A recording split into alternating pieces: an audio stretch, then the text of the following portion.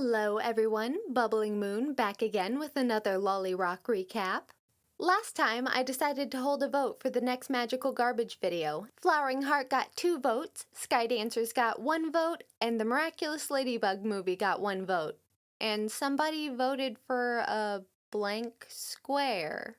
So it looks like our winner's going to be Flowering Heart, and I can't wait to get into this garbage with you because it is a specific kind of trash. From now on, I'll be doing all of these votes at the beginning of Magical Garbage episodes. And with that out of the way, let's go ahead and start talking about Episode 7, Sirens. We're taking a break from the high emotions from the last episode, and it's just a Monster of the Week thing this time.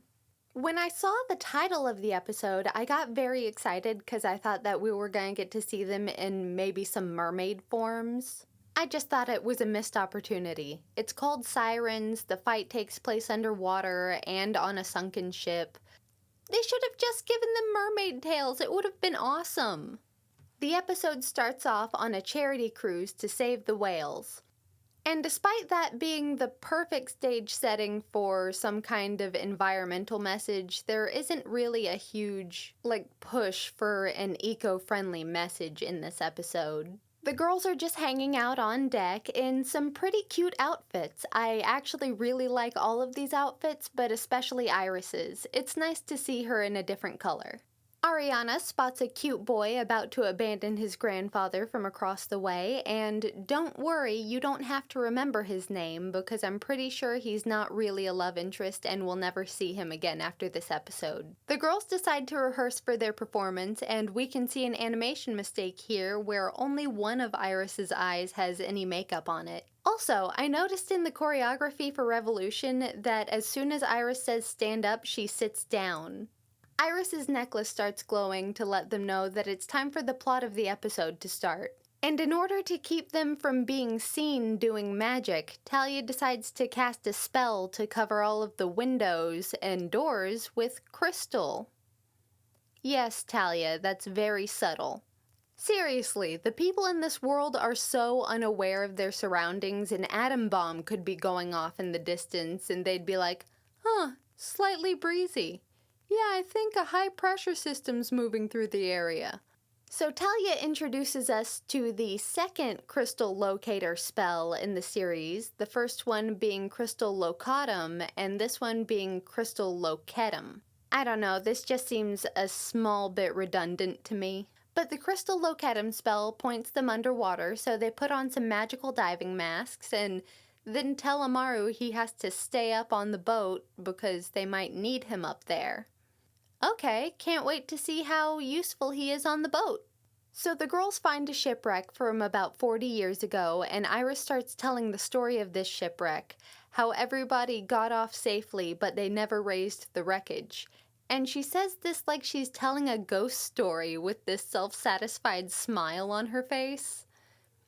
Yeah, very interesting story. There are many shipwrecks in the world that never get raised. I kind of feel like they're trying to invoke the Titanic with this, but it just doesn't have the same ring to it if it isn't like a bunch of mass casualties, you know? Then the girls come across a perfect example of what happens when you go diving in a dangerous place without telling anybody where you're going. So the girls make a crystal bubble around the ship and revive him, and he just immediately starts giving them the backstory about his family and how he's looking for the long-lost jewels that sunk with the ship.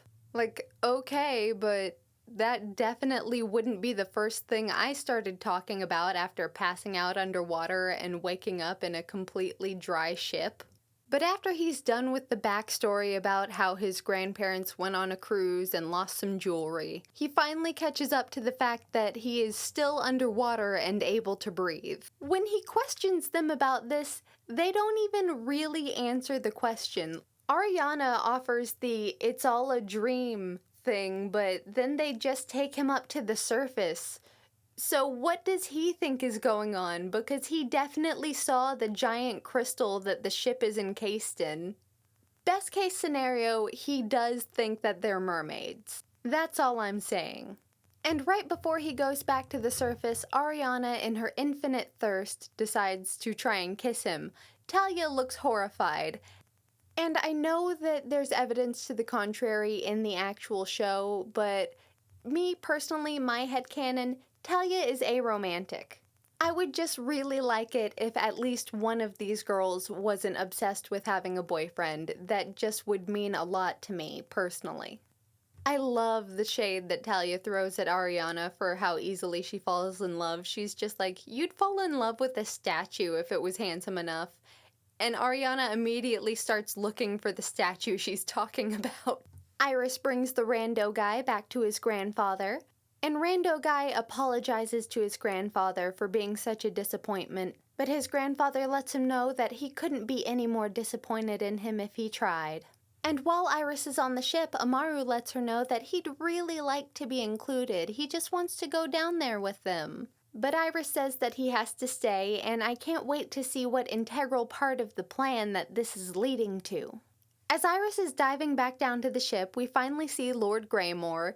He's just kind of spying on her, and the way he's talking makes it sound like he doesn't know that there's an oracle gem at stake, so how often is he just watching Iris as she's going about her life? This'll just get creepier the more you think about it, I promise. Greymore calls up his unpaid teenage interns, and we get a really cute look into what Mephisto and Praxina do when the camera's not on them.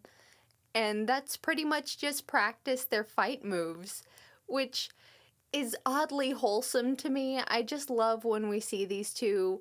God, I love Mephisto and Praxina.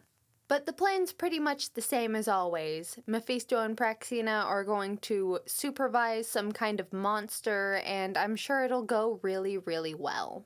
Also, somehow Talia and Ariana are able to hear Iris scream from inside the crystal dome. And yeah, we can explain that away with magic or whatever, but it just struck me as really, really odd.